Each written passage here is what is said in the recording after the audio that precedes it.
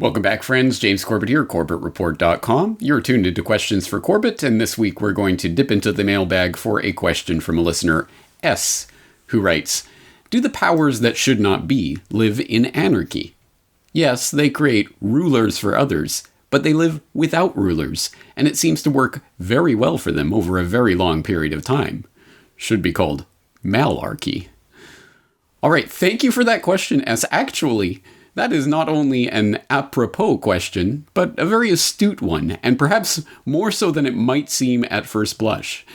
Because people who haven't put a lot of thought into it don't really, I think, generally consider the ways in which anarchy operates in their lives every single day. Anarchy would be chaos and violence and total panic and pandemonium in the streets. No, actually, the vast majority of your life is lived in anarchy, i.e. the free and voluntary association and disassociation with others around you. In the liberal Western democracies of the Western world in the 21st century, or whatever they're calling it this week, we generally live under the assumption and the expectation that most of our life is not circumscribed by the state. The state does not have the right to come in and tell you who to marry or who not to marry, who to befriend or not befriend, what organizations or groups to join or what organizations or groups not to join, what job you should do for the rest of your life. No, these are decisions that you make as a responsible human being living in anarchy. But, of course, unfortunately, we also have the flip side of that, in which there are expectations of certain areas of our life that will be circumscribed by the state. And the people wearing the shiny hats and shiny badges and funny hats and infesting the political offices that seek to control various areas of our life. I mean, whatever would we do if the state wasn't here to tell us the licensing requirements to become a barber or things of that nature? Unfortunately, there is that expectations in a lot of people's minds, but only because they have never really stopped to consider the ramifications of that or of your very astute question, S, i.e., if there is this special cadre of people who infest these high offices of the land that get to dictate the various ways in which they can circumscribe our freedoms, well, what third party comes in to arbitrate their disputes? Who is watching the watchers? Who is managing the managers? Don't they live in a form of anarchy? This is an extremely important question because it really does raise the question, do we ever escape anarchy? And this does come up in the topic of international relations when you start to look into that. And the fact that there is an anarchy among nations is something that is known and talked about and studied at the academic level and in these treatises about international law. Because, of course, between nations, all we have is, well, we have these kinds of agreements and accords and treaties and things, but they're not worth the paper that they are written on, or sometimes not written on. And these types of things break down all the time. And this is the international world order that exists in any period of time and can be broken and often is. So, I mean, of course, the supreme war crime is the war of aggression, but the United States still continues to invade and occupy Iraq and Afghanistan and other places with impunity because they can. So this is the lawlessness between nations, the anarchy between nations, that of course then becomes the justification for a new world order. Well, we need a world government so that we don't live in this kind of anarchy.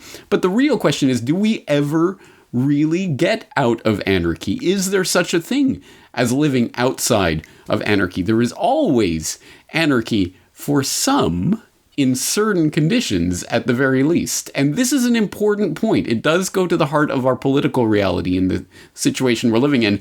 And it was recently, I have known about this, but it was recently brought to my attention by Corbett Report friend and previous guest and Corbett Report subscriber, Keith Knight of Don't Tread on Anyone, who recently had a video up, a summary of a very important essay, Do We Ever Really Get Out of Anarchy, by Alfred Kuzan of the New Mexico State University, who published that essay in the Journal of Libertarian Studies in 1979, and recently Keith Knight did an excellent 4-minute video summary of that essay.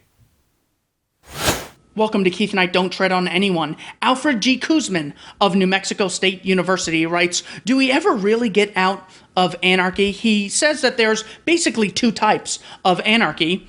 of which will always exist, either hierarchical or plural. We conclude that the real question libertarians must solve is not whether minimalism or anarchy, but which type of anarchy, market or political, hierarchical or plural, is most conducive to the maximization of freedom. The idea of government as an agent external to society is analogous to the idea of God as an intervener in human affairs. The belief that, well, without God, we'd all be killing each other. Well, if there's not one religion imposed on everyone, if there's freedom of religion, there'd be absolute chaos. You'd believe in Muhammad, I'd believe in Abraham, someone else would believe in Jesus, and we'd be at eternal war with each other. When in reality, freedom of religion is what stops wars, and a recognition of property rights and free trade.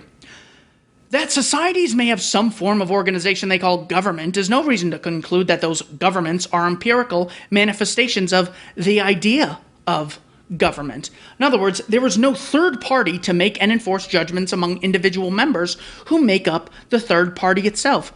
That's an important point when you're dealing with the state's monopoly on violence. The state can coerce all of, pretty much any of the citizenry, but can any organization try to coerce the state? I mean, what would happen if you or a group of friends tried forcing the government to fund something against your will? You'd be called a terrorist, of course, because of the statist double standard. The rulers still remain in a state of anarchy vis-a-vis each other. They settle disputes among themselves without regard for a government, an entity outside themselves. In other words, America and China can trade billions of dollars annually, and they can trade with Switzerland and Israel and Canada. Well, surely we'd need a one world government controlled by the Pope, and without that, we'd constantly be at war with each other. When in reality, traders find it in their best interest to make voluntary exchanges. If they don't find it worthy on the economies of scale to trade, then they'll stop. And the freedom of association puts people on their heels and gets people to behave more morally than they otherwise would if they had some state-sanctioned authority where they couldn't really be punished by outside actors. Nobody external to the group writes and enforces rules governing the relations among them. In short, looking inside the government reveals that the rulers remain in a state of anarchy among themselves. In short, society is always in anarchy. A government only abolishes anarchy among what are called subjects or citizens, but among those who rule, anarchy prevails.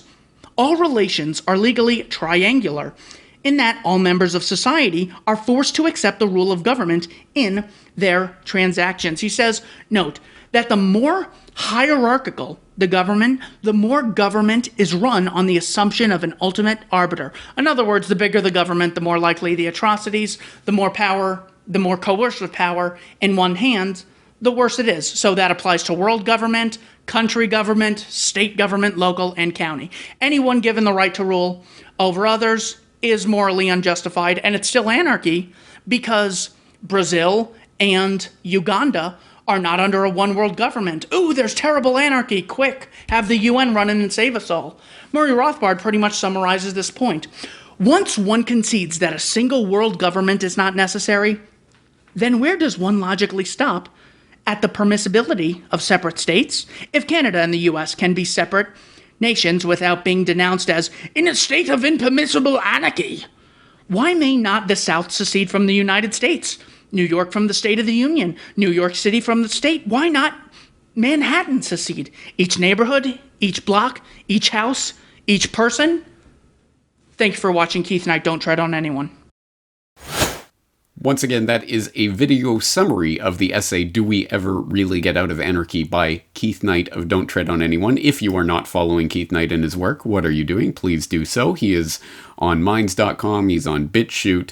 I've heard tell he's even on YouTube, but I will throw the links into his alternative media platform outlets so you can go and follow his work.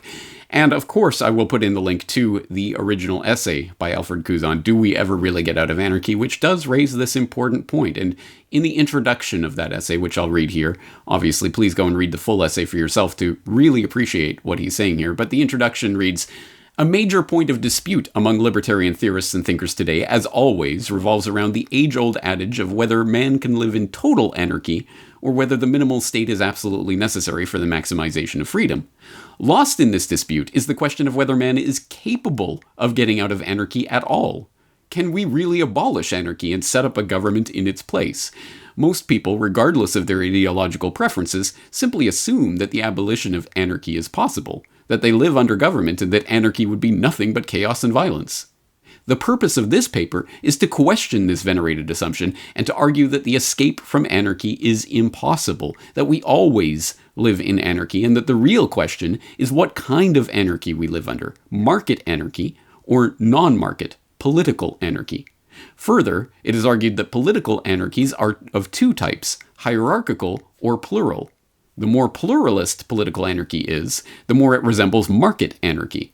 The performance of hierarchical and plural anarchies is evaluated in terms of their ability to minimize the level of force in society. It is shown that plural anarchies are much less violent than hierarchical anarchies. So this, again, if you're not interested in political philosophy, a lot of this will probably be lost. But for those who are interested in political philosophy, this is a very fundamentally important concept, and it goes back to the, as he says, the age-old questions of political philosophers, going back to the old Hobbes-Locke debate and others, talking about essentially the minimization of violence in society and how that can be accomplished by extending anarchy. In fact, not even extending anarchy, but allowing the natural state of market pluralist anarchy to exist, which can only be stamped out by force and violence in favor of the anarchy that benefits the very few, political anarchy that benefits the politically connected. The political elite, or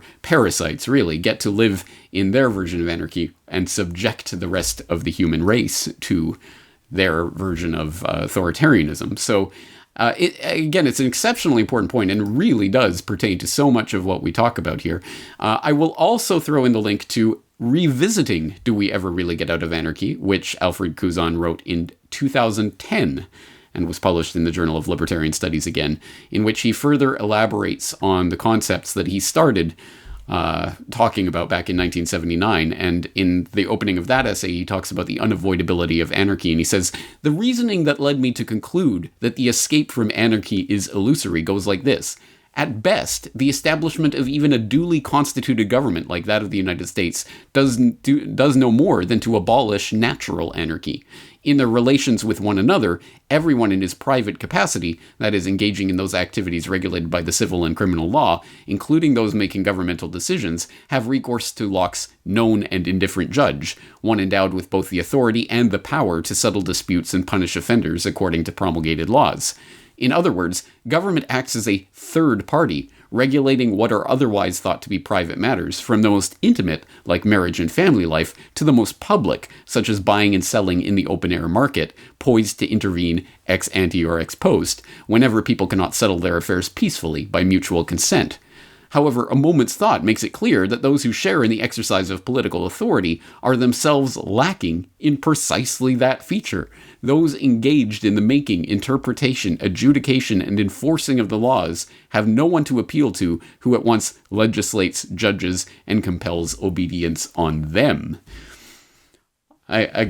Please do go through and read the rest of his essay. And of course, in the course of that essay, he does eventually start to delineate something that he calls constitutional anarchy, which is essentially a separation of powers within the state. And that separation of powers supposedly maintains the maximum level of natural anarchy, according to Couzon.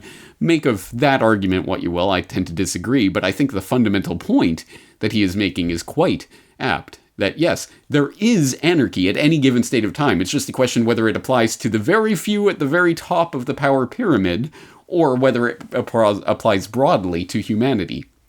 And I think it's self-evident which one is preferable, but once you read through his essay, I think you get a better understanding of that. So yes, S, thank you for the question, and ultimately, yes, they create rulers for others, but they live without rulers, and it seems to work very well for them over a very long period of time. Should be called malarchy, or kakistocracy, perhaps, rule by the worst, and rule for the worst, and rule by limiting the self-rule of others, imposing upon the natural anarchy, the natural market pluralist anarchy that exists in nature, imposing this state apparatus to basically squelch that freedom from others while retaining it for yourself, which of course means that all the benefits of that anarchy accrues to the very few. it's again, this goes right to the heart of what it is that we are dealing with when we talk about the New World Order, or whatever it is called. And I think this is an extremely important thing that people should be interested in.